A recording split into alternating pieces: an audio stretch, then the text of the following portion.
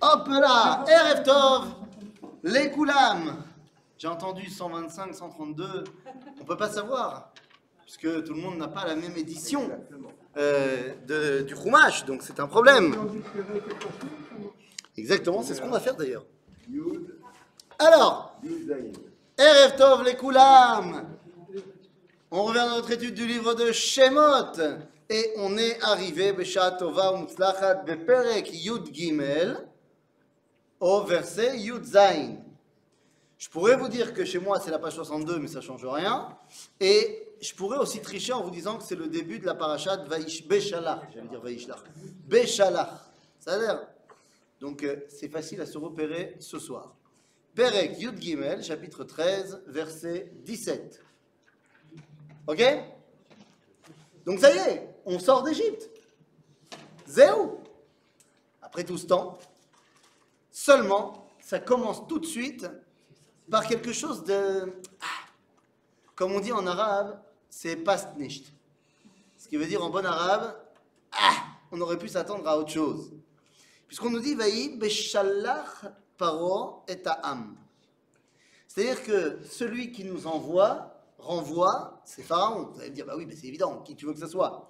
Mais la notion de l'échaleach veut dire également accompagner. On voit ça avec Abraham, lorsqu'il raccompagne les anges, après leur avoir parlé dans la paracha de Vayera, Vaelech itam leshalecham, c'est-à-dire qu'il les accompagne. Ici, qu'est-ce que cela veut dire? Eh bien, nos sages vont nous expliquer que Pharaon avait mis des gardiens, si tu veux, pour accompagner les béné Israël, en fait, pour être bien sûr qu'ils fassent ce qu'ils ont dit qu'ils allaient faire. C'est pas que ça le problème. Oui. De la Gada, on nous dit l'eau, il y a des chaliards, il y a des malars. Ah non, attention. C'est lui qui a frappé l'Égypte, là, les démalars, les chaliars. Mais qui nous a fait sortir d'Égypte. Non, on parle de Makat Bechorot, là, les démalars, les chaliars. C'est pas tout le processus. Parce qu'au contraire, tout le processus, justement, on veut que Pharaon y participe. Et donc, rappelez-vous, qu'est-ce qu'on avait dit au tout début de notre histoire des 10 plaies? Pourquoi est-ce que Akadosh Baruch Hu a tellement envie que Pharaon participe? Eh bien, parce que la Géoula doit être la Géoula du monde. Donc, le représentant du monde doit y participer. Donc c'est normal quelque part que Vaïe Beshalach Paro. Ceci étant, nous lui sommes donc redevables. C'est un peu curieux, ces gardiens étaient accompagnés des bois alors qu'ils sont morts dans la Macabiro. Bah, tout le monde n'était pas premier-né. Ils n'ont pas ressuscité. Mais tous les gardiens n'étaient pas premiers-nés. Macabiro, c'est que les premiers-nés. Et le deuxième, le troisième, le septième de la famille. Donc, Vaïe Beshalach Paro. Maintenant, cette dimension de on lui est redevable, on lui doit quelque chose, on va le retrouver dans la Mishnah. Dans la Mishnah, dans le traité de Edouyot, eh bien on nous parle d'un cas très bizarre. On nous dit qu'est-ce qui se passe au sujet d'un Eved, d'un esclave, qui appartient à deux Shutafim. Ça peut arriver. À l'époque... pardon ? Un esclave pour deux personnes. Voilà, il appartient à 2 maîtres. En fait, qu'est-ce qui s'est passé? Je crois que vous ne pouvez pas appartenir à 2 mètres.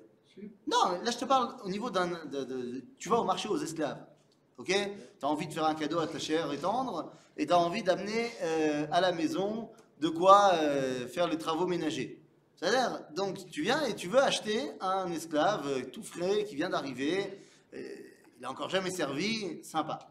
Donc tu arrives au marché aux esclaves et tu vois, voilà, ça c'est exactement ce qu'il me faut. Il y a un article, il y a une super promotion, nouvel arrivage, machin. Mais il est quand même un petit peu trop cher pour toi. Au même moment, il y a notre ami qui arrive également, il veut un esclave. Il est aussi un peu trop cher pour lui. Ben, vous faites un accord, moi je paye moitié et toi tu payes moitié. Ben voilà, dimanche il est chez moi, lundi il est chez toi, mardi il est chez moi, il est chez toi. On s'arrange. Donc l'esclave appartient à 2 maîtres. Shavma Koré, si jamais, à un moment donné, l'un des 2 maîtres décide de le libérer. Qu'est-ce qui se passe? Le problème, c'est que cet esclave devient Chetzio Eved, Vechetzio Ben Chorin. Il devient moitié esclave, moitié libre. C'est-à-dire qu'il travaille à mi-temps. Alors, on pourrait dire, bon ben très bien, alors on n'a qu'à faire ça. Il travaillera à mi-temps. Il devient juif aussi. Pardon? Il devient juif aussi. Il était déjà juif à la base. Disons qu'il était déjà juif à la base. C'est-à-dire? Mais là, et même si c'est un événement, l'homme chané, Il est devenu juif, ok, ça va. Mais maintenant, quel est le problème? Regarde, c'est un truc qu'il ne faut pas dire aux gens. Ouais, tu dévoiles des secrets, on n'a pas le droit de dévoiler ce genre de secrets. Parce que tu sais, aujourd'hui, la conversion est quelque chose de très très compliqué. Il y a plein de gens qui ont des réticences, ils ne veulent pas se convertir parce qu'ils savent que se convertir, c'est très difficile. Il y en a même qui vont flirter avec le mouvement libéral parce que dans le mouvement orthodoxe, c'est trop dur de se convertir. Alors qu'en vrai, d'après la halakha, se convertir, ça dure 5 minutes. On se convertit en 5 minutes. En comité? Non, Non, ça ne suffit pas d'aller dans la piscine, ça suffit pas. 5 minutes. 5 minutes. Non, je ne suis pas d'accord parce que le converti doit prendre la cacheroute. Pas du tout, pas du tout. Si, il doit Je te donne un secret pour que tu puisses convertir les gens en 5 minutes. Mais tu le répètes à personne, d'accord? Tu me promets? On n'est pas filmé, heureusement. Pas du tout. Donc, comment on fait? C'est très simple. Je n'ai qu'à l'acheter, cette personne. Moi, je suis juif. J'achète la personne en esclavage. Et ensuite, il se vend à moi en tant qu'esclave. Je l'achète pour, je sais pas, allez, on va dire 100 shekels. Il se vend à moi. Il est mon esclave. Avec des On a un contrat d'esclavage et tout ce que tu veux. Hein? Avec témoins? Ouais, si tu veux, témoin, pas besoin, j'ai un contrat, ça suffit. Donc je l'ai acheté comme esclave, c'est mon esclave, et 5 minutes plus tard, je le libère. Et Eved Meshuchar, il devient tout de suite juif. Il y a des pays où c'est interdit. Ah, tu dis que l'esclavage est Dans interdit. certains pays, alors il y a la possibilité d'aller dans une Ah, tu dis, ambassade. voilà. Dans une ambassade. Je peux aller dans un autre pays, ça commence à faire cher l'esclave. là. Non, dans une ambassade. Non, il faut aller. Ah, l'ambassade. Oui. Ah, c'est une idée, c'est une Non, idée. il va chez les réformés. Ah, tu dis pas aller chez les réformés, c'est encore plus rapide. Non. Mais Kitsour, là dans notre histoire, qu'est-ce qu'on fait? Il est moitié esclave, moitié Ben Chori. Alors, Marloket Bet Hillel Bet Shammai. Qu'est-ce qu'on va faire? Ah, qui dit, nous, Akol Beseder. Yavod et Atzmo Yom Echad, Vet Rabo Yom Echad. Hein? French. Ah oui, mais 2 secondes. D'abord, je cite la Mishnah en hébreu, et ensuite je la traduis. Ah là, quand est-ce qu'on pourra faire le cours en hébreu? Amen. Bekit, amen. J'attends votre Ishour, hein. Je vous l'ai déjà dit depuis le début de Bereshit, je vous dis, j'attends le Ishour. Il semble que si moi je ne prends pas la décision, ça ne se fera pas avant Sefer Melachim Bet. C'est-à-dire, bon, on verra bien. Ou des vrais amis. Ou d'Ivra Yamim. On peut Bekitsour. commencer Khatsi. Comme l'esclave. C'est ça, comme esclave, on fait khati khati. Quoi qu'il en soit, donc, la première avis qui est donné, c'est de dire, eh ben, pas de problème, comme tu proposais, il va travailler pour son maître un jour, et le lendemain, il travaille, ce qu'il gagne, c'est pour lui. Là, Bet Shammai, ils disent à Bet Hillel, ah, c'est bien gentil ce que vous me dites, mais et rabo tikantem, aval et atzmo lo tikantem. Vous avez fait tout ce qu'il faut pour faire du bien à son maître, parce que comme ça, son maître, celui qui est toujours son maître, il perd rien, mais lui, la personne, elle est dans la mouise. Pourquoi elle est dans la mouise? Parce qu'il ne pourra pas se marier. Parce qu'il ne peut pas épouser une femme libre parce qu'il est moitié esclave. Il ne peut pas épouser une femme esclave parce qu'il est moitié libre. Alors il faudrait qu'il se marie avec une femme moite-moite. Semble-t-il que c'est tellement rare qu'on dit que ce n'est pas possible. Donc comment on fait? On dit Vekol haolam lo nivra ella bishvil piria verivia. Le monde entier a été créé uniquement pour la procréation. Donc comment tu vas empêcher une personne de se marier? Donc non, donc c'est pas possible. Alors qu'est-ce qu'il faut faire? Kofim et rabo ou meshacher uto. On oblige l'autre maître à le libérer pour qu'il soit complètement libre. Ah, mais l'autre maître, il n'avait pas envie. Il dit Altidag, kotev lo shtar al chatzi dama. Il lui écrit une reconnaissance de dette. Il dit voilà, j'aurais dû travailler chez toi encore pendant 20 ans. J'aurais dû donc te donner tant et tant d'argent, ben je te rendrai. Tous les mois, je te rends un petit peu, et ainsi de suite. Ok? Donc ça, c'est au niveau de la halakha. Mais cette halakha, elle n'est pas simplement une halakha sèche. Il ne pouvait pas aller travailler chez lui, mais gratuitement, sans être payé. Ça peut être un deal qu'ils vont faire ensemble. Pourquoi pas? Mais qu'est-ce qu'on va faire ici? Eh bien, ici, cette halakha, elle n'est pas simplement un cas technique. Am Israël, il était Eved de 2 shutafim. Am Israël, le peuple juif, était l'esclave de 2 maîtres. D'un côté, c'est Dieu qui a décrété qu'on allait être esclave. De l'autre, on était concrètement les esclaves de Pharaon. À un moment donné, Dieu a décidé de nous libérer. Il a été obligé d'imposer à Pharaon de nous libérer. Mais on lui doit quelque chose. qu'est-ce qu'on lui doit? Eh bien, de lui montrer qu'il ne nous a pas libérés pour rien. Que véritablement, on met en pratique le rôle qu'on a à jouer en tant que peuple parmi les nations. Et vous comprenez maintenant pourquoi les pharaons de toutes les époques, y compris aujourd'hui, ont des grands problèmes avec nous lorsqu'on ne se comporte pas comme ils attendent qu'on se comporte. La pire chose que le peuple juif puisse dire au monde, c'est que nous sommes comme tout le monde. Que nous sommes? Comme tout le monde. C'est pas pour ça qu'ils nous ont... pour ça, pour être un pays comme les autres, vous nous avez fait tous les problèmes au Moyen-Orient. Raval. Donc, Vayi Beshalach Paro et Am. Je vais relire le verset et je vais vous demander, Bevakasha, je vais lire en fait les deux versets, les deux premiers versets de la paracha, et je vais vous demander de mettre en surbrillance un mot. C'est-à-dire un mot qui pourrait revenir plusieurs fois dans le verset. Ok? Alors allons-y. Vayi Beshalach Paro et Am. Velo nacham Elohim derech eretz pelishtim ki karov hu.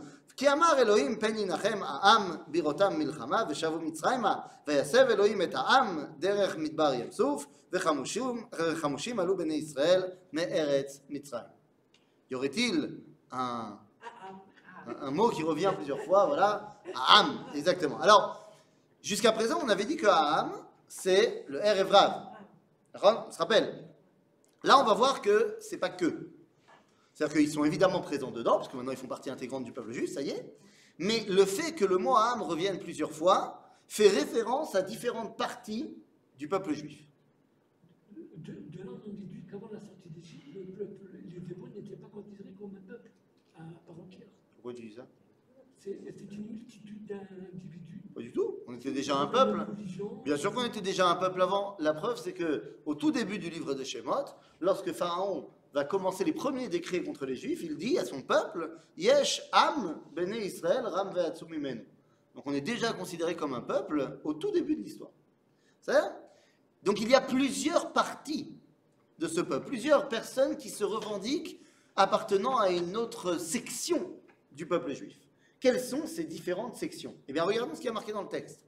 Le premier Aham, c'est celui qui est Meshulach al Yedei Pharaon. C'est-à-dire qu'il y a une partie des Juifs qui sont sortis d'Égypte uniquement parce que Pharaon les a chassés. Ils étaient très bien en Égypte. Alors, ils ne sont pas aussi intégrés que ceux qui sont restés Bichlal là-bas, mais quelle était la différence entre celui qui est resté en Égypte et celui qui aurait bien aimé rester, mais bon, il a dû partir? Vous savez quelle était la différence? C'est qu'il s'appelait Cohen, ou il s'appelait Goldberg, ou il s'appelait Ben Soussan. C'est-à-dire qu'il était très bien intégré, mais bon, quand même, on savait qu'il était juif. Donc à un moment donné, quand on a chassé les juifs, eh ben, il aurait bien aimé, mais En Malasot, il part avec. Alors que celui qui, déjà depuis quelques générations, avait changé son nom et s'était appelé le Blanc, lui, peut-être qu'il est passé inaperçu. Il a pu rester en Égypte. Mais on a ici des gens qui fuient l'exil parce qu'ils en sont chassés. Toute ressemblance, évidemment, avec des cas qui se seraient passés plus tard dans l'histoire juive, serait évidemment purement fortuit, involontaire, bien sûr. Mais combien on a de juifs qui ne seraient jamais partis d'Espagne s'il n'y avait pas eu l'expulsion des juifs d'Espagne, qui ne seraient jamais partis de France s'il n'y avait pas eu l'expulsion des juifs de France, s'ils ne seraient jamais partis de Pologne s'il n'y avait pas eu ce qui s'est passé en Pologne. C'est-à-dire, donc on a une première partie du peuple juif qui est partie d'Égypte à contre-cœur. Le plus curieux, c'est que ceux qui sont restés, ils n'étaient pas menacés d'expulsion pour le Pharaon. Il semble-t-il qu'il y a des juifs qui étaient tellement assimilés que même Pharaon ne savait plus qu'il était juif. D'ailleurs, même lui, il ne savait plus qu'il était juif. Il y a quand même un élément Oui. qui est différent, qui fait la différence entre là où on est, Ouais. Et aujourd'hui. Non, et les événements d'après. Oui. Après, c'est-à-dire le juif d'Espagne. Oui, j'entends bien. etc. Là, on a affaire à des gens quand même qui ont vécu Ah oui. tout ce qui s'est passé avant le départ. C'est comment tu peux, après avoir vu les diplômes, après avoir donné un genre, continuer à être comme ça. Oui, je suis d'accord avec toi. C'est encore plus accusateur. D'accord, je suis d'accord avec toi. 100%. Donc ça, c'est la première partie. Velo nacham Elohim derech eretz pelishtim ki karov hu. Il ne les a pas fait passer par le chemin des Pélishtim. Et faisait. Gaza. Bah oui, Gaza. La bande de Gaza. Ils sont en Égypte. C'est quoi le plus court chemin pour aller en Israël? C'est Gaza. Mais quoi, c'est le deuxième groupe, ça? Oui. Mais d'abord, concrètement, le verset, qu'est-ce qu'il veut dire? Il veut dire que Dieu ne les a pas fait passer, les Bnei Israël en sortant d'Égypte, par Eretz Pelishtim. Le chemin le plus direct. Le chemin le plus direct, c'était de monter le long de la côte, passer par la bande de Gaza et arriver à Tel Aviv. Hein? C'est pas loin. C'est pas loin. Et on a fait tout un tour et tout, machin. Lama, il dit Ben yinachem ha'am birotam milchama veshavu mitzrayma. C'est-à-dire que pour ne pas que le peuple, cette deuxième section, ne voit la guerre. Mais c'est la guerre. Bah, Eretz Pelishtim, il y a des gens là-bas. Donc il va falloir faire la guerre avec eux. Ils ne sont pas prêts. Chazal va nous dire une autre chose. D'après le Midrash, il y a un groupe de juifs, des années avant que Moshe arrive, qui étaient les Béné Ephraïm, qui ont dit c'est le moment de partir d'Égypte. Et ils se sont organisés tout seuls et ils ont fui l'Égypte. Et quand ils sont arrivés derrière Eretz Pelishtim, ils ont été massacrés par les Pelishtim. Et les corps étaient toujours là-bas. Donc on ne voulait pas qu'ils voient on va dire, la non-réussite d'une tentative de sortie d'Égypte. Ça? Il y en a aussi qui disent Karovu, c'est que les Plishtim, ils ressemblaient aux Israël. Comme des Israël, bien sûr. Eh, les Plishtim, ils sont Baïzor chez là, non? Non, je parle pas de géographiquement. Non, toi tu parles au niveau de Derech Eretz. Velor, c'est ce que dit le verset, que Dieu il n'a pas voulu Velo Nacham Elohim Derech Eretz chez la Plishtim. Il ne voulait pas que les Bnei Israël ils passent par les qualités, les valeurs des Plishtim. Parce que Bémet, c'est calme de tomber dans le Plishtiout. Parce que c'est Karov. Ok? Donc bien sûr, mais ça veut dire que cette deuxième section, elle a peur de la difficulté. C'est-à-dire que ce sont des juifs qui sont prêts à faire leur alia à une seule condition. Mais, pardon? Ils sont prêts à faire leur alia à une seule condition. C'est que ce soit facile. S'il y a des problèmes, non. C'est-à-dire, moi je suis prêt à faire mon alia, pas de problème. Mais tu m'as déjà trouvé l'appart, tu m'as déjà trouvé le travail, que tout est organisé, tout est bien truc. Attends, moi je vais devoir aller pendant un an dans un Merkaz Klita, je vais devoir apprendre les boulots. Non, moi que dans un truc avec que des Français, hein, parce que sinon, ça va. Hein. Quoi? Je vais devoir apprendre l'hébreu pour aller travailler avec des Israéliens? Non, call center ou rien du tout. Attends, c'est pas possible. S'il y a un problème, si c'est trop dur, attends, les Israéliens, ils n'ont aucune politesse, ils doublent dans la queue, et puis c'est quoi la paperasse, la bureaucratie israélienne? Merci beaucoup, on est quand même beaucoup mieux en France. Hein? Ah, la Belgique vient d'interdire la shrita. Bon, ça va, c'est pas la Belgique, c'est bon, c'est pas la France. Hein. Jamais la France, ils feront ça. Non. Ah, tu n'en sais rien? Bekitsour, il y a une autre partie des Juifs qui sont prêts à partir, mais à une condition, c'est que ça se passe bien, facilement. Nous. J'ai dit toute ressemblance avec des cas actuels, évidemment. Vayasev Elohim et Aham derech Amidbar Yamsouf. Dieu a fait passer ce troisième partie du peuple par le Midbar Yamsouf. Bon, il a fait. Il faisait Midbar Yamsouf. Troisième partie. Il faisait. C'est la grande question. Bon, non, là pour le coup, c'est pas tellement une grande question. Je n'ose pas chambouler. Non, mais tu peux chambouler. Je sais que toi, tu penses que c'est du côté est de la mer. Désert, c'est la péninsule. Oui, mais de Yamsouf. Donc là, si tu veux, on n'a pas tellement de moyens de se tromper. C'est toute la péninsule qui va de ce que nous on appelle le désert du Sinaï, jusqu'il englobe également la Jordanie. Enfin, le sud de la Jordanie. Si tu veux que nous on appelle ça le désert du Sinaï que le côté est, c'est pour des raisons politiques. En fait, topographiquement et géographiquement parlant, c'est la même région. En face, c'est l'Arabie Saoudite. Il y a, si tu veux, il y a l'Égypte, il y a la pointe de la Jordanie qui touche le tabac et tout ça, et ensuite derrière, il y a l'Arabie Saoudite. Tout ça, c'est la même zone géographique. Ok, c'est comme aujourd'hui, quand tu vas à Jérusalem, tu appelles le mont des Oliviers et le mont Scopus. Aratzofim va Arazetim. Tu donnes deux noms de deux montagnes différentes. En fait, c'est la même montagne. C'est exactement la même montagne. C'est la même chaîne de montagnes topographiquement parlant. Il n'y a pas une vallée entre les deux. C'est juste que pendant un temps, eh bien, les Israéliens, ils étaient que au niveau de Aratzofim et ils n'étaient pas au Arazetim. Donc ils ont appelé ça Aratzofim. C'est l'endroit où on peut voir le mont des Oliviers et le reste de la vieille ville, machin, parce que pour l'instant, c'est les Jordaniens. Mais donc c'est la même chose. Donc là, en fait, c'est tout ce complexe qui s'appelle Hamidbar. Maintenant, n'oubliez pas une chose. Ce verset, à qui il est donné? Ce verset-là de Vayasev Elohim et Ha'am derech Midbar Yam Souf. Il est donné par Moshe. Oui, mais à qui? Au Bnei Israël. Oui, mais lesquels? Il s'adresse aux Hébreux. Non, il s'adresse au Bnei Israël. C'est un verset de la Torah. C'est-à-dire que la Torah a été donnée au Bnei Israël à la 40e année du désert. C'est-à-dire qu'on est à la fin de toutes les péripéties. Dieu a fait une dictée à Moshe et il écrit tous les événements et donc il va les donner au Bnei Israël. Donc ça veut dire qu'on parle à des Juifs qui ont 40 ans de désert derrière eux. Ils savent très bien ce que ça veut dire pour eux le désert. Et qu'est-ce que ça veut dire pour eux? Pas pour les Juifs qui sortent d'Égypte, mais pour le lecteur qui reçoit le verset. On sait très bien que Midbar, c'est quoi l'événement essentiel du Midbar?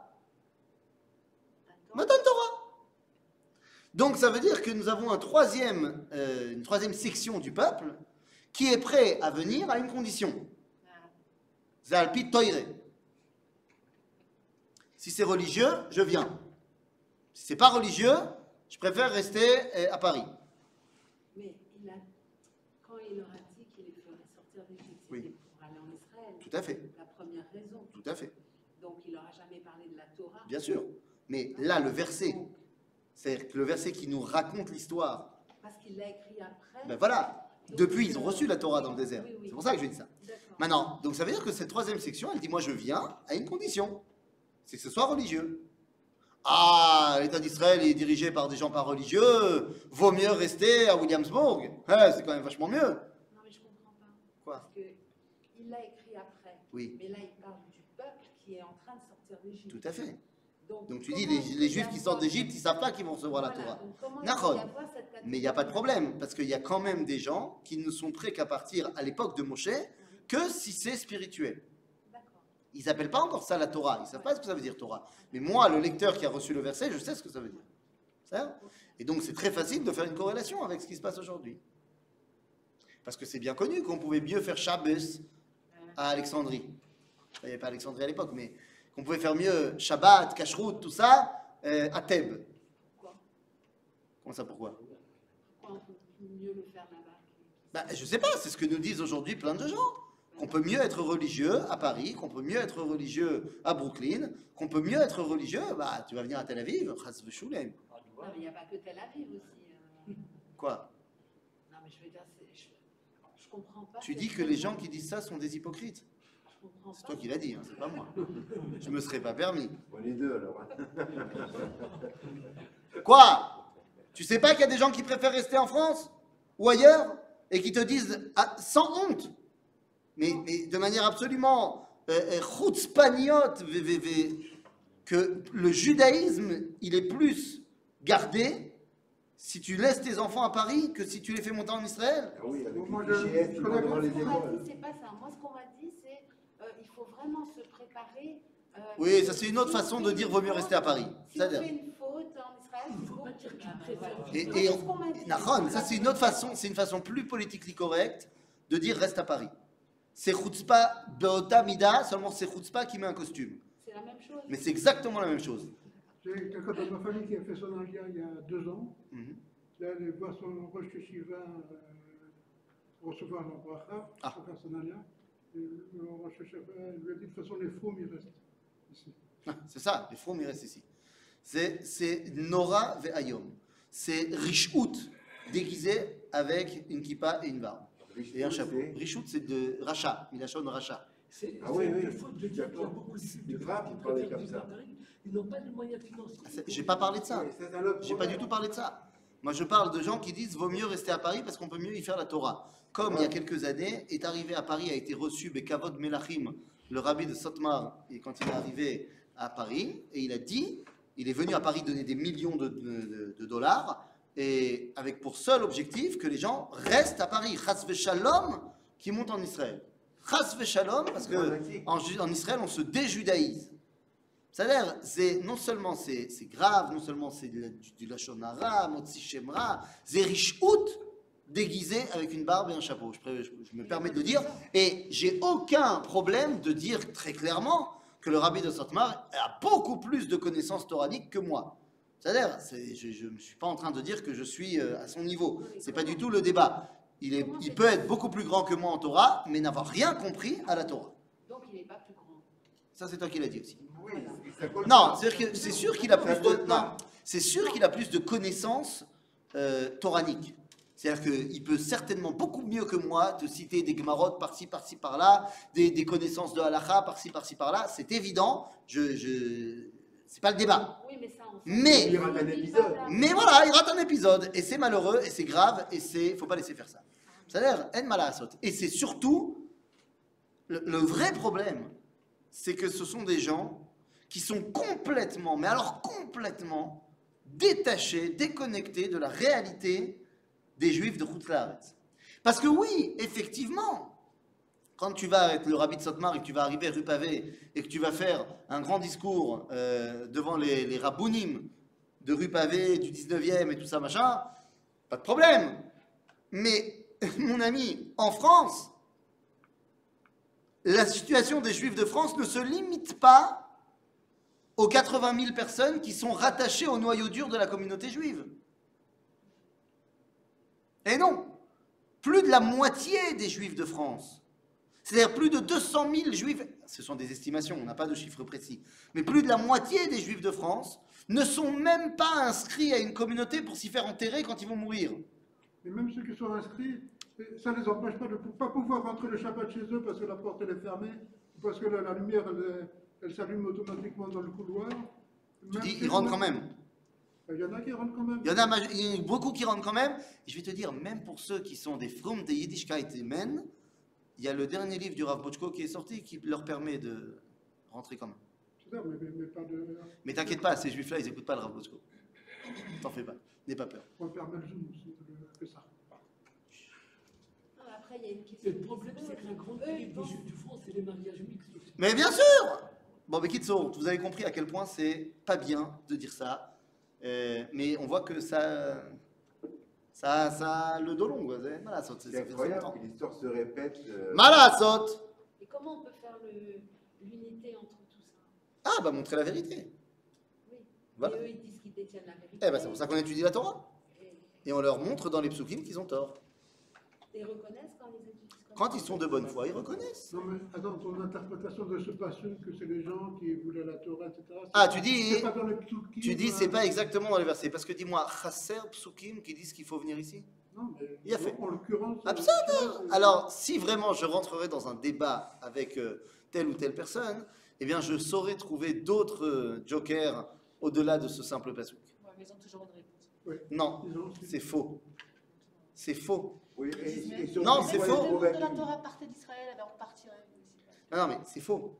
Ils n'ont pas toujours réponse. C'est faux. Et je me permets de le dire 7 fois pour que ce soit bien clair. À chaque fois qu'il y a des débats, ça n'existe pratiquement jamais, mais vrai, entre des rabbins comme ci et des rabbins comme ça, ils n'ont pas le dernier mot, les rabbins comme ci, pour la simple raison qu'ils n'ont pas étudié la Sougia d'Eretz Israël. C'est une réalité. Et je vais te donner uniquement mon exemple personnel, que j'ai grandi avec quelqu'un très proche, très ami, machin. Bon, lui venait d'une famille très religieuse, machin. Moi, je n'étais pas du tout religieux, mais on était très amis dans notre jeunesse. Et quand je suis venu en Israël et que j'ai fait tchouva, il avait de grands espoirs pour moi, pour qu'un jour, je quitte enfin le Machon Meir et ce genre d'endroit-là, la première année où j'étais en Israël, pour enfin voir la lumière et que j'aille le retrouver à la Yeshivat Mir. Mais, ben, non, évidemment. Mais au début, il n'avait pas de problème que je sois au Machon Meir parce qu'il savait que le Machon Meir, c'était pour les gens qui ne savent pas lire l'hébreu, tu vois. Donc, il s'est dit, bon, les premiers mois, machin, mais après, tu vas pouvoir venir vraiment chez les vrais juifs. Et bon, ça n'a pas marché. J'ai pas été chez les vrais juifs, comme il dit. Mais beaucoup plus tard, on a commencé à dialoguer. Et j'avais un petit peu plus étudié et je pouvais lui répondre et parler. Et donc, pendant près de, je sais pas, 4 mois, 5 mois. On a eu une correspondance, lui il était évidemment plus en Israël depuis, hein, il était parti vivre à Londres, Irakodesh, bien sûr, et on a eu une katvout par rapport au Hallel de Yom HaAtzmaut et à Yom HaAtzmaut de manière générale, machin, pendant 4 mois, un ping-pong de lettres par internet, et des vrais trucs, hein, Mekorot et tout ça, machin. Et à un moment donné, il m'a dit, Tov, en liodma laanot. J'ai plus d'arguments à te donner, mais j'ai demandé à mon rabbi il m'a dit que je devais arrêter de parler avec toi parce que tu étais un apikoros. Oh là. Mais je lui ai dit, ah bon? Et il dit, oui, il m'a dit, c'est pas toi, mais c'est quand on étudie chez les rabbins sionistes, c'est de l'apikorsut. Je lui ai dit, tu vois comment tu as complètement dévié et que tu es devenu chrétien? C'est fantastique, hein? C'est-à-dire qu'on a parlé Torah, on a parlé Rabbanim, on est d'accord, pas d'accord, j'amène un autre argument, machin. T'as plus d'arguments, alors tu dis que je suis illégitime. Mais où on va? C'est pas vrai qu'ils ont toujours quoi répondre. C'est faux. Zemayesh. Et avec ça, on doit faire l'union entre nous tous. On ne doit pas faire l'union, on ne doit pas imposer l'union. On doit montrer l'argument. Et Bezrat Hashem, les gens seront honnêtes et intelligents. C'est-à-dire, grave, ça marche. Hein. Il y a de plus en plus de rabbanim. Là, on va parler du monde francophone qu'on connaît bien. Il y a de plus en plus de rabbanim francophones qui sont de tendance ravédite, mais ces dernières années, tu les vois, ils ont un discours presque sioniste. Ils viennent, ils sont Non, je te parle même de ceux qui sont là. Je parle de ceux qui sont là, mais qui avaient toujours... Maintenant, ils sont là. Alors, ils sont là, mais ils avaient pendant très longtemps un discours quand même très séparé. Tu vois que de plus en plus, on va pas donner de nom, mais il y en a plein qui ont des discours de plus en plus ressemblant au discours des rabbins à Kippot Srugot. Bah, faut pas exagérer non plus, hein, ils sont pas encore... mais quand même, donc ça passe. C'est se rattacher. C'est Il faut en être convaincu quand on leur parle. Quoi. Ah bah, tu parles de ce que tu connais. Si tu connais pas, tu parles pas. C'est pas chouette. Et il y a donc une quatrième section dans notre peuple juif. Qui est cette quatrième section? Je sais, mon ami Shabtai, que tu l'as attendu, ce verset depuis longtemps. Il est là. Je me suis préparé comme un fou pour ce soir. Il y a marqué Ve chamushim alu bene Israël me'eretz Mitzrayim. Avant qu'on se dispute, regarde ce qui a marqué d'abord dans Rashi. Rashi dit quelque chose d'intéressant. Qu'est-ce que c'est chamushim pour lui? Donc vous avez le Rashi, ceux qui ont Rashi. En chamushim ella mezouyanim. Ce qui veut dire, littéralement, la seule traduction du mot chamushim, ça veut dire armé. Armé, avec des armes. Ok? Hein? Tarmoshet, ça vient de là. Ok? Le cinquième du peuple abidant, c'est ça. J'ai pas encore parlé du cinquième du peuple. J'ai dit, nous dit Rashi, chamushim, ça veut dire armé. Et d'où ils avaient ces armes, ils les ont. Bon, ils nous ont fait. Ils les ont fait. Pas très compliqué de faire une arme. Mais pourquoi les a armés Il a évité de passer là où il y a des guerres. Attends, 2 secondes.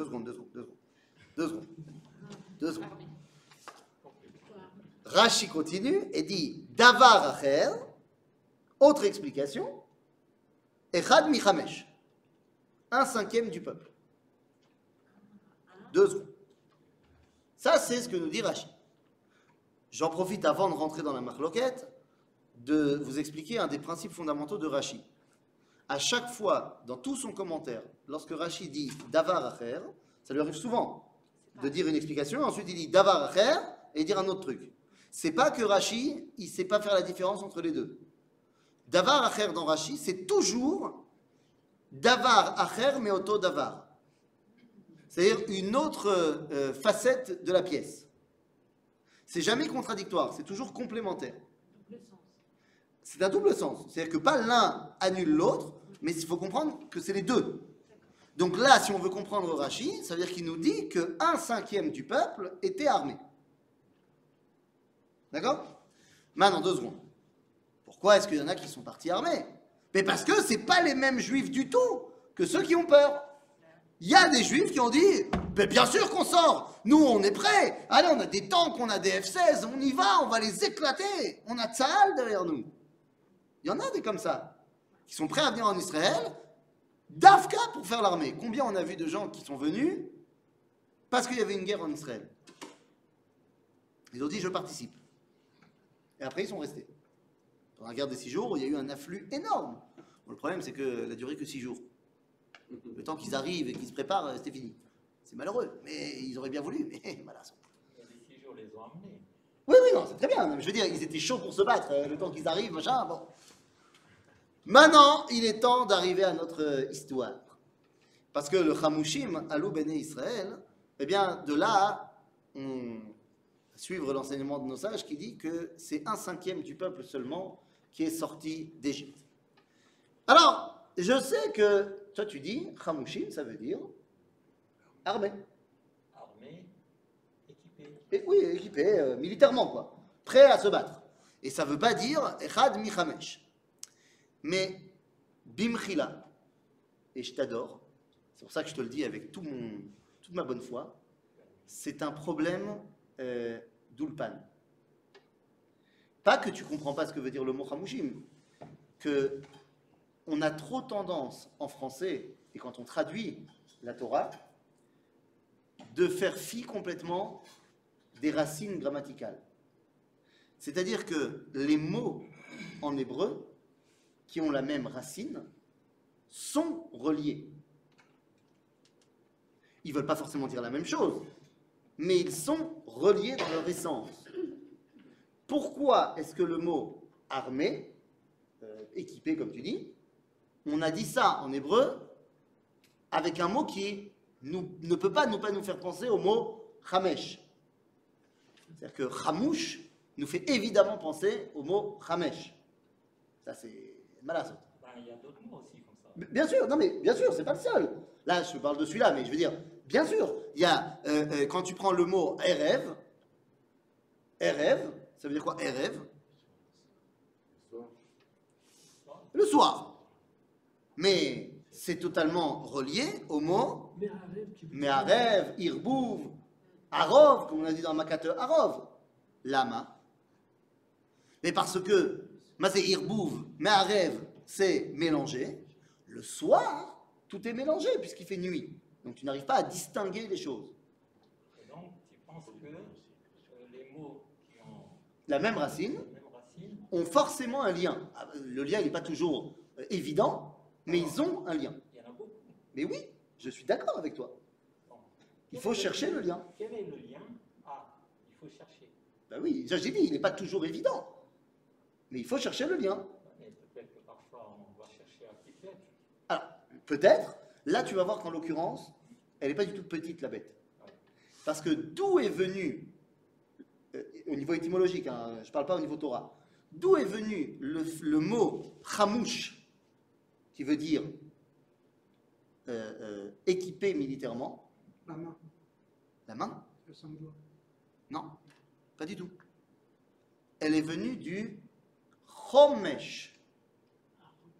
Mazé chomesh. Chomesh, c'est À chomesh, 5e. c'est le 5e. Oui, sauf que c'est aussi un vêtement. Ça veut dire aussi l'abdomen. Ça veut dire aussi l'abdomen. Et plus exactement, le chomesh, c'est le tablier qu'on met ici. Chomesh apekudim. On va voir dans le livre de Vaïkra. C'est un autre nom pour le choshen amishpat du Kohen Gadol qui se tient ici sur le cœur. Lama? Eh bien, tout simplement parce que quelle est dans le corps humain la côte la plus forte, la plus dure du cœur, j'allais dire, voilà, du corps humain? C'est la 5e. Parce que c'est celle qui protège le cœur. Zeachomesh. C'est l'endroit le plus fort pour te protéger. C'est comme ça que Dieu il a créé le corps humain. Baruch Hashem. Résultat des courses, puisque à Chomesh, c'était ceux qui protégeaient de manière naturelle, eh bien, par extrapolation, tout ce qui est devenu un moyen, un outil de protection militairement parlant après, c'est appelé Chamouche.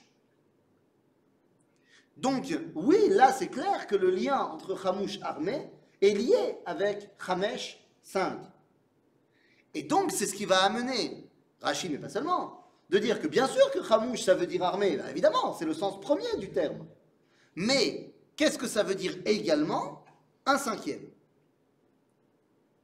Soit tu dis c'est que un cinquième du peuple est sorti, soit tu dis que un cinquième de ceux qui sont sortis étaient armés. Ok? Et alors, c'est quoi? Bah, tu fais ce que tu veux. Soit tu suis Rashi, te dire que un cinquième de ceux qui sont sortis étaient armés, soit tu suis Ibn Ezra, tu dis qu'ils étaient un cinquième. Bon, l'homme jamais. La nafkamina, juste 2 secondes, la nafkamina, elle n'est pas très importante. Elle est juste de savoir combien sont restés en Égypte. C'est très important. Si c'est les 80%. Qu'est-ce que ça change? Non, c'est pas très important en vrai. C'est important quand tu veux faire du show, c'est-à-dire quand tu veux montrer à quel point l'exil est attirante, la preuve, 80% des Juifs sont restés. J'entends, mais en fait, il n'y a pas d'importance plus que cela, parce qu'ils ont de toute façon disparu. Qu'ils aient été 20% en Égypte ou 80% en Égypte, ils ont disparu. L'histoire juive ne les compte plus. Mais Oui, ça pose un problème quelque part. dis-moi. En ce sens que il est question quand même d'un événement sans précédent. Parce que là, ok. On a vu depuis le début comment Hachem parlait de lui-même, de sa toute-puissance, Tout à de fait. son bras, de sa main forte, Jusque là, j'accepte. pour faire sortir une nation du sein d'une autre nation. Jusque là, 100%. Et moi, l'impression que j'ai, c'est qu'en parlant d'un cinquième, machin, etc., on réduit, on diminue la toute-puissance d'Hachem qui a promis à Abraham, Ah, qui va sortir son j'entends ce que tu dis. Oui, je suis tout à fait d'accord avec ton analyse. avec un bras tout On a l'impression, puissant, on a bien l'impression que ça diminue. Je suis tout à fait d'accord avec toi. On pourrait avoir cette impression-là, bien sûr, parce que quoi? Dieu, il te montre sa toute-puissance et toi, tu préfères rester en Égypte? Eh bien, moi, je te pose la question. Comment est-ce possible qu'alors que Dieu t'a montré sa toute-puissance dans tous les événements de l'histoire du peuple juif, il y ait encore la majorité des Juifs qui n'aient pas encore décidé de prendre leur billet d'avion pour venir à la maison? Ça. Ah, me dis pas qu'on ne voit pas la toute-puissance de Dieu là maintenant. Non, c'est pas ça. Non. On la voit. Actuellement, c'est pas le cas. Quoi? Il a promis qu'à la fin, il va ramener. T'as pas vu encore la toute-puissance de Dieu? Et si.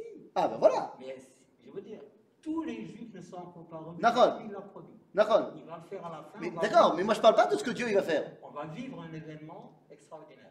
Bien. Comme ils ont vécu, ce qu'on est en train de Non, vivre. non, non, non, non, non, je suis pas d'accord. Je suis pas d'accord avec toi. Pourquoi? Parce que l'événement extraordinaire que eux ont vécu, on l'a vécu aussi. On l'a déjà vécu. C'est-à-dire que les miracles extraordinaires que Dieu a fait pour sauver son peuple de l'exil, entends dans mes paroles la guerre d'indépendance, la guerre des 6 jours, la résurrection du peuple juif, la création d'un État, tout ça, ce sont des miracles extraordinaires qui n'ont pas à faire pâlir et qui ne pâlissent pas devant les miracles de la sortie d'Égypte. Et pourtant, il y a encore des juifs qui n'ont pas compris et vu la toute-puissance d'Akadosh Baruch Hu. Toi, tu dis, de toute façon, au final, Akadosh Baruch Hu, il a promis de terminer le boulot, quoi qu'il arrive. Je suis d'accord avec toi, mais il terminera le boulot pour qui? Pour ceux qui sont encore Actuellement. dans le jeu. Actuellement. Supposons que Akadosh Baruch Hu décide de sortir tous les Juifs qui sont en France. Oui, Il envoie quelqu'un oui.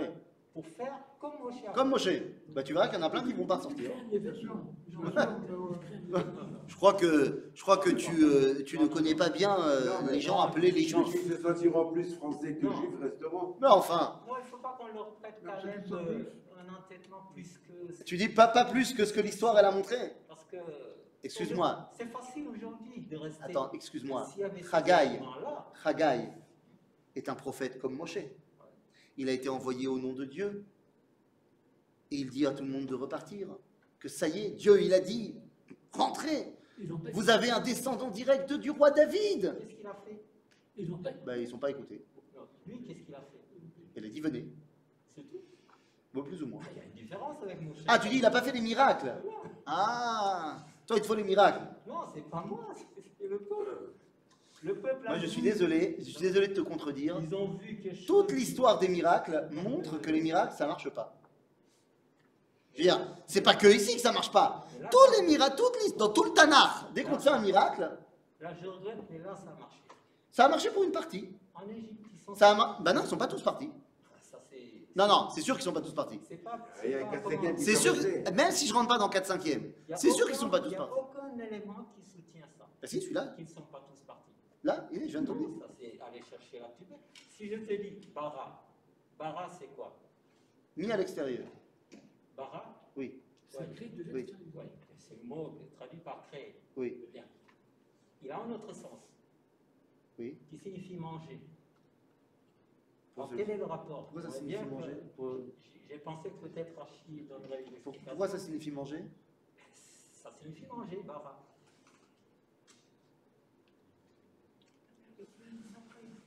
Falloir que tu m'aides. David, quand, l'enfant qu'il avait avec Bathsheba Ouais, devait mourir. mourir, Ouais. il a jeûné. Tout à fait. Et ensuite, quand l'enfant est mort, Il a mangé. Non? C'est le mot bara. Oui, mais ça c'est dans le sens bari. Bari, c'est-à-dire. C'est-à-dire qu'il a retrouvé la santé. Quand il a mangé, il a retrouvé la santé. Ou baril Mais pour retrouver la santé, il faut manger Je d'abord. suis bien d'accord avec toi. Mais là, c'est parce qu'il a jeûné pendant 7 jours, donc il était très très mal en point. Et donc, il est redevenu en santé. Pour ça, il a fallu qu'il mange, bien sûr. Mais c'est pas que le mot bara, il veut dire manger. Il veut dire manger. Ah, C'est il au veut Datama, mettre. il y a encore- C'est toi qui cherches la petite bête là maintenant. Je t'en prie. Mais prends le dictionnaire. Mais je t'en prie, c'est pas parce que il y a une allusion à cela qui te permet d'y arriver, C'est pas une mais allusion. c'est pas que c'est ça que ça veut dire. C'est pas une allusion. Il est même écrit de deux manières. Dis-moi. Bara, Aleph à la fin, et bara, et à la fin. Oui, moi je te parle de Aleph. Tu choisis celui que Ah, tu je veux. choisis pas, tu m'as dit Bara de la Torah, du premier passage de la Torah, c'est avec Aleph. Alors, dans certaines, dans le Tanakh, Oui, parfois c'est écrit avec un Aleph. mais parfois avec un Aleph. C'est pas la même chose. Là, oui, mais là c'est écrit avec un Aleph. Mais d'accord, mais donc Aleph, ça veut pas dire forcément la même chose que quand ça veut dire avec un He. Les lettres ont une importance, une signification. Maintenant, l'homme est chané. Toi, tu es en train de me dire, il y a plein de juifs qui. Toi, tu dis, tout le monde est sorti, parce que franchement, ils ont vu la main de Dieu. Comment est-ce possible qu'ils ne seraient pas sortis? C'était l'objectif d'Akadosh Baruch Hu. Oui, Il a dit- d'accord, c'était l'objectif. Ça n'a pas marché. Et j'en veux pour preuve que le miracle n'est pas du tout comment dire, un théoudat bitoire, un acquis que forcément tout le monde va écouter. J'en veux pour preuve tout le Tanakh, où il y a plus d'un miracle qui se passe, et c'est pas parce que le Navi fait un miracle que tout le monde forcément va écouter derrière. Là, ils ont eu quand même une succession de miracles, d'événements. Tu ne peux pas rester insensible devant ça. Ouais. Jusqu'à la mort des premiers-nés. Moi, je pense qu'il y a plein de juifs qui sont quand même très très très têtus. Jusqu'aux animaux, les premiers-nés. Non, Tu as un regard extrêmement positif sur le peuple juif, et heureusement que tu es là, tu es l'avocat du Ham Israël. Moi, je suis un petit peu plus sceptique, compte tenu de notre histoire. Mais j'aimerais bien que c'est toi qui aies raison. Non, je parle pour le début, c'est-à-dire Ouais, mais toi tu dis, attends, c'est pas possible. la nation d'Israël. Tu dis, c'est pas possible. Eh ben moi, j'aimerais bien que tu aies raison. Non, je pense qu'il a raison. Je pense que t'as pas raison, mais j'aimerais bien que tu aies raison. Si, il a raison. Oui. Parce que ce n'était pas tous sortis. Le Oui. Comment tu comprends que les morts dû à la destruction des deux temps avoisinent les 2 millions? Rien à voir, rien à voir, rien à voir. Il s'est passé 500 ans entre les deux, il peut se passer plein de choses. Ah, tu peux pas me comparer des époques qui sont espacées de 500 ou de 1000 ans. C'est deux choses différentes. Bekitsour, j'espère que tu as raison. Je pense pas que tu as raison, mais j'espère que tu as raison. Ça veut dire, Isgor et Tzé. En tout cas, on a ici 4 groupes très différents. Vaikach Moshe et Atzmot Yosef Imo. Ah. למה? כי השביע את בני ישראל לאמור פקוד יפקוד אלוהים אתכם ועליתם את עצמותיי מזה איתכם. Moshe, comment il est au courant que Yosef, il a dit ramenez-moi avec vous, machin? Yosef l'a dit à ses frères. Il a fait. Ça veut dire que Moshe n'est pas tellement extérieur au peuple juif autant qu'on aurait pu le penser. Il connaît très bien les Massorot, les traditions du peuple d'Israël. Et donc effectivement, on ne peut pas partir d'Égypte sans prendre Yosef avec nous. Parce qu'on ne peut pas laisser Yosef sans lui donner la possibilité de devenir Mashiach ben Yosef. C'est la même Même, question. Oui, Les frères de Yosef, oui, ils sont morts là-bas. en Égypte. Oui. Est-ce qu'ils ont été ramenés aussi? Ben, rien ne le dit. Non, rien ne le dit. J'imagine. J'ai envie d'imaginer aussi. C'est-à-dire, rien ne le dit, mais du moins, ils n'ont pas demandé, on n'a pas marqué dans la Torah leur demande. Mais je pense qu'il y a de fortes... On va dire, il y a de fortes raisons de penser qu'ils ont quand même demandé. Il y a papa, il a demandé, Yosef, il a demandé, et je pense qu'ils ont demandé. C'est pas marqué. Pourquoi c'est pas marqué? Parce que ça ne nous apprend rien de le savoir. Pourquoi Mais Yosef, ça nous ça apprend nous touche quand même. Pardon? parce que- Pourquoi Yosef Ah, pourquoi Yosef, ça nous apprend quelque chose? Parce que Yosef, toute sa vie, il a montré que son idéal était de faire fructifier l'exil. Yosef, en tant que Yosef, c'est le patron de l'Égypte. C'est lui qui va faire venir Am Israël en exil. Dis-moi, en tant que patron de l'Égypte, il n'aurait pas pu faire un pont aérien pendant la famine pour que tous les mois, il y ait une caravane de denrées qui arrive chez Yaakov? Il n'aurait pas pu subvenir aux besoins de sa famille en les laissant là-bas? Il aurait pu. Mais il les a fait tous venir ici. Donc il montre que dans sa façon de gérer lorsqu'il est vice-roi d'Égypte, eh bien Yosef pense qu'il faut idéaliser l'exil. À la fin de sa vie, il comprend que non. Que l'exil n'est pas une finalité. Voilà, à la fin de sa vie, il comprend que non, et donc il demande à ses frères de le ramener. Regarde, entre parenthèses, il ne pouvait pas partir avant la sortie d'Égypte. C'est pourquoi il n'a pas demandé à ses frères, quand, comme papa, dès que je meurs, vous me ramenez en Israël. Parce qu'il ne peut pas, il est l'esclave de Pharaon. Donc ça ne sera que lorsque les Bnei Israël partiront d'Égypte qu'il peut partir avec. Ok? Oui? Non, par contre, Ifkot, ça nous rappelle justement le code que Moshe l'a dit aux Skenim. D'accord? Oui. D'accord, c'est ça. Donc il était au courant de la Oui, bien sûr, évidemment. déjà avant qu'on vienne à ce Pakod Ifkot. Bah, c'est-à-dire que le Pakod Ifkod montre qu'il connaissait le secret de Pakod Ifkod. Ok? Et là, c'était pas la peine de demander à Pharaon la permission. Bah non, là, c'est on part. Non, de prendre les autres. De prendre Yosef? Non, parce que Vayakom Melech Chadash al Mitzrayim Asher Lo Yada et Yosef. C'est-à-dire qu'il ne se rattache plus à ce qui s'est passé dans la dynastie d'avant. Ok? Vaïsou Misukot. Donc ça lui importe peu qu'ils les prennent, ils les prennent pas. Quoi. Oui, oui, ça n'a pas dû être un grand tralouide. Bon, alors le Midrash, il dit qu'il fallait les retrouver, les Hatzmot Yosef. Parce qu'on les avait mis dans le Nil. Les pharaons avaient mis Yosef dans le Nil. Parce qu'il était celui qui a apporté la bracha, et pour l'Égypte, la bracha c'était dans le Nil. Et donc il fallait absolument le trouver. Donc il avait écrit une camère, un talisman, et dans lequel il y avait marqué monte taureau. Parce que Yosef est comparé au taureau dans les brachot de Yaakov. Il l'a lancé dans le Nil, et à ce moment-là, le cercueil le sarcophage de Yosef est remonté tout seul. À ce moment-là, il y a un homme qui passait par là, qui a pris le fameux talisman et qui s'en servira plus tard pour le balancer dans le chaudron avec tout l'or fondu et sortira le veau d'or. Mais ça, c'est une autre histoire que nous verrons bien plus tard. Les amis, Vaïssou, Si j'avais été Misukot. les Égyptiens, Hein? si j'avais été les Égyptiens, Ouais. regardez les os de Yosef. Comme ça, tous les ans à Rosh Hashanah, il y aurait plein de gens qui viendraient Ben, c'est ça. pèleriner. Ben, c'est ça. Ils n'avaient pas l'ambiance du business, les Égyptiens. Les Ukrainiens, ils l'ont beaucoup plus. C'est pas que les Ukrainiens. Il y a aussi beaucoup de Juifs qui se font idolâtrer. Oui, non, mais t'as raison. Mais je veux dire, il y a différents pays qui ont très bien compris le filon des kivrés de Sadikim.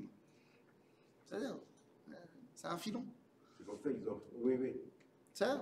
בקיצור, וייסעו מסוכות ויחנו באיתם בקצה המדבר. והשם הולך לפניהם יומם בעמוד ענן להנחותם הדרך ולילה בעמוד אש להעיר להם ללכת יומם ולילה. Ils sont guidés par une nuée le jour et par une colonne de feu la nuit. Alors c'est quoi le but de la nuée et de la journée? L'anchotam ader. Protéger des bêtes sauvages. Non, là on ne parle pas des nuées autour. On parle de la colonne qui avance. Et son rôle à cette colonne de nuée, c'est de montrer le chemin. Quel est le rôle de la colonne de feu? Éclairer. Alors, vous allez me dire, bah oui, c'est normal, c'est la nuit. D'accord. Mais ça veut montrer quoi? Ça veut dire que la nuit n'est pas un moment où la présence divine n'est pas là. Car en Égypte, la nuit, c'est le règne d'un autre dieu. Il y a le dieu Ra, Amon-Ra, qui règne le jour, c'est le disque solaire, et la nuit, il y a Apophis, le dieu serpent.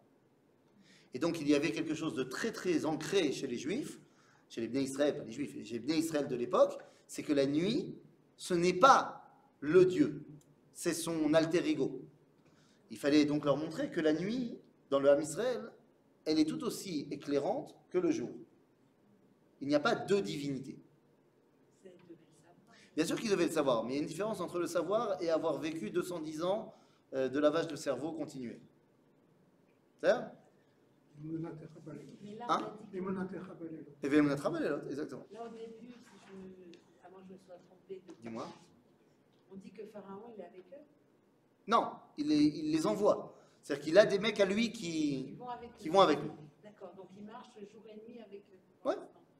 Oh, c'est peut-être des, il a peut-être mis des postes, machin, je sais pas comment il a fait exactement. Peut-être jusqu'à une certaine distance. quoi. On va voir. Oui, jusqu'à une certaine distance, on va voir où exactement. Ok? Parce que là, c'est nuit et jour. לא ימושן עמוד ענן יומם ועמוד אש לילה לפני העם. וידבר השם אל משה לאמור. דבר אל בני ישראל. וישובו ויחנו לפני פי החירות, בין מגדול ובין הים, לפני בעל צפון, ניחוחו תחנו על הים. Ça veut dire quoi? וידבר השם אל משה לאמור, il lui a dit, dis aux בני ישראל, arrêtez-vous אל הפתח של החירות. Arrêtez-vous devant l'entrée de la liberté. Pi achirot, la bouche de la libération. Et c'est où ça? C'est devant la mer.